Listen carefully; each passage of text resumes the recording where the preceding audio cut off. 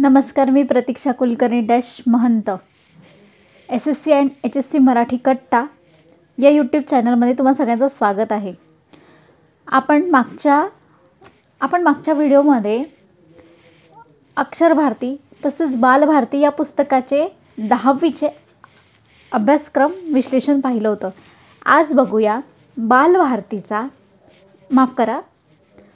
कुमार भारतीचा सगळ्यात शेवटचा पाठ, ज्याचं नाव आहे सर्व विश्वची व्हावे सुखावी।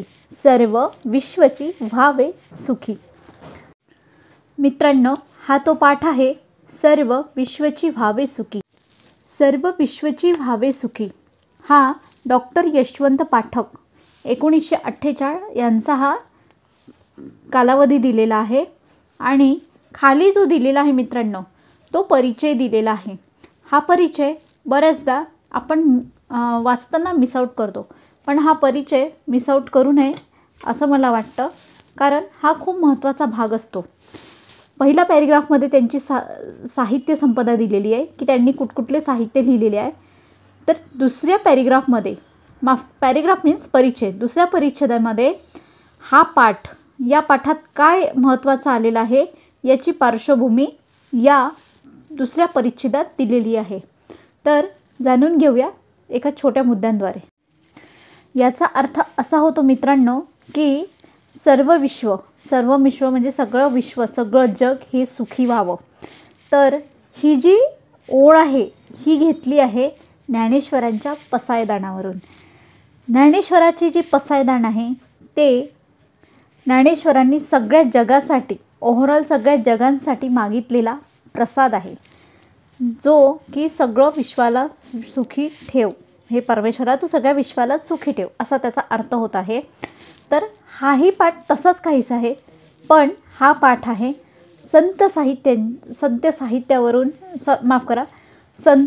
संतांनी सांगितलेल्या विचारांचा, त्यांनी सांगितलेल्या तत्वज्ञानाचा संक्षिप्त आढावा। तर बघूया हा पाठ। तुम्ही जर बालभारतीचे अभ्यासक असाल तर हा पाठ पहिले वाचून घ्यावा। त्यानंतर मी याची तुम्हाला अगदी छोट्या पद्धतीने हा कसा लक्षात ठेवायचा,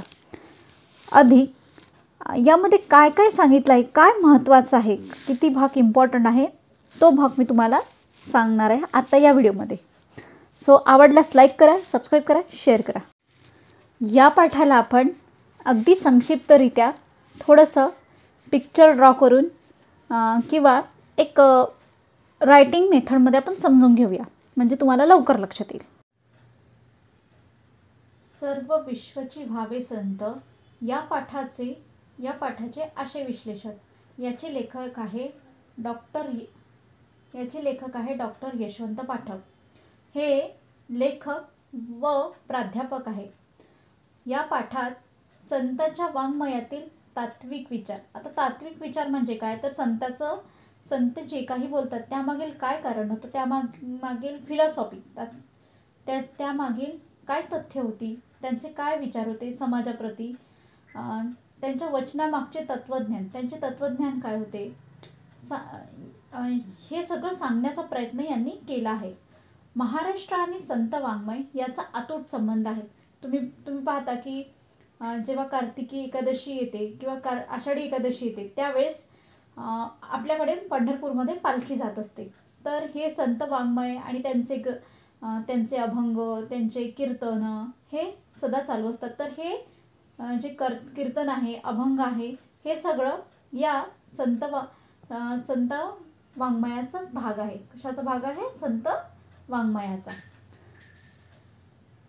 प्रामुख्याने या पाठामध्ये पुढील संतांचे विचार आलेले आहेत, ज्यामध्ये आहे संत ज्ञानेश्वर, दुसऱ्या नंबरवर आहे संत तुकाराम, तिसऱ्या नंबरवर आहे संत नामदेव, चौथे संत एकनाथ, पाचवे संत रामदास, सहावे संत गाडगे महाराज आणि संत तुकडोजी महाराज।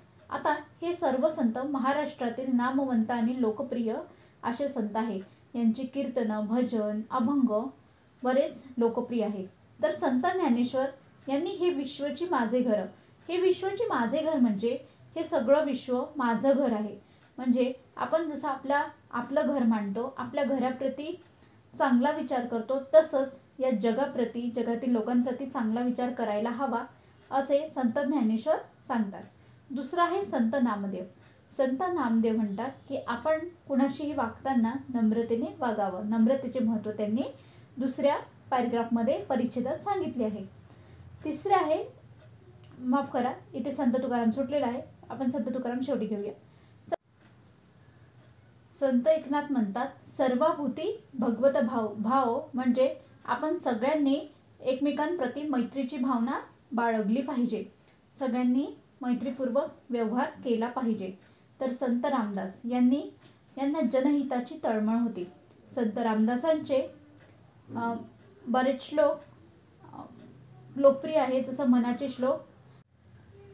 संत रामदास यांनी जनहिताची तळमळ. आता जनहिताची तळमळ म्हणजे जन म्हणजे लोक, हित म्हणजे लोकांच्या हिताविषयीचे विचार करावे असं संत रामदास आपल्या तत्वज्ञानात, आपल्या विचारात सांगतात. पुढचे संत गाडगे महाराज आणि संत तुकडोजी महाराज. मित्रांनो, हे दोन्ही संत विदर्भाचे. संत गाडगे महाराज एक अडाणी व्यक्ती होते. अडाणी व्यक्ती असले तरी त्यांनी शिक्षणाचे महत्त्व जगाला पटवून दिले. शिक्षणासोबतच त्यांनी स्वच्छतेचे महत्त्व सुद्धा जगाला सांगितले. त्यांचं एक लोकप्रिय भजन आहे, गोपाला गोपाला देवकी नंदन गोपाला. गाडगे महाराज हे जेव्हा एका ठिकाणी कीर्तन करायचे त्यापूर्वी ते सगळा गाव स्वच्छ करायचे, त्यानंतर रात्रीचे कीर्तन करायचे. नंतर आहे संत तुकडोजी महाराज. संत तुकडोजी महाराज हे हिंदी कवी पण आहे आणि मराठी कवी सुद्धा आहे. त्यांनी मराठीमधलं एक लोकप्रिय गीत लिहिलेलं आहे, जे सर्व धर्म सहभावाला महत्त्व देतात, त्याचबरोबर ते स्वच्छतेचे महत्त्व सुद्धा देत असतात. यांनी ग्रामगीता नावाचा ग्रंथ लिहिला, ग्रामगीता, ज्यामध्ये त्यांनी गावाचं महत्त्व पटवून दिलेलं आहे. तर संत तुकारामांना आपण जगद्गुरू म्हणून ओळखतो. संत तुकारामांनी भक्तिभाव करावा, पण तो प्रपंचात राहूनही भक्तिभाव करू शकतो. तर या पाठामध्ये एकमेकास सहाय्य करू म्हणजे आपण एकमेकांना सहाय्य करावे. सहाय्य मीन्स मदत, हेल्प. एकमेकांना आपण मदत करावी, हा विचार या पाठामध्ये डॉक्टर यशवंत पाठकांनी मांडलेला आहे. तर लेखक वरील संतांच्या विचारधारेला स्थान देऊन स्वमत प्रकट करतात. आता स्वमत हा प्रश्न तुमच्या स्वमत हा शब्द मित्रांनो तुमच्या परिचयाचा आहे. तर स्वमत लिहा असं बऱ्याचदा विचारतात.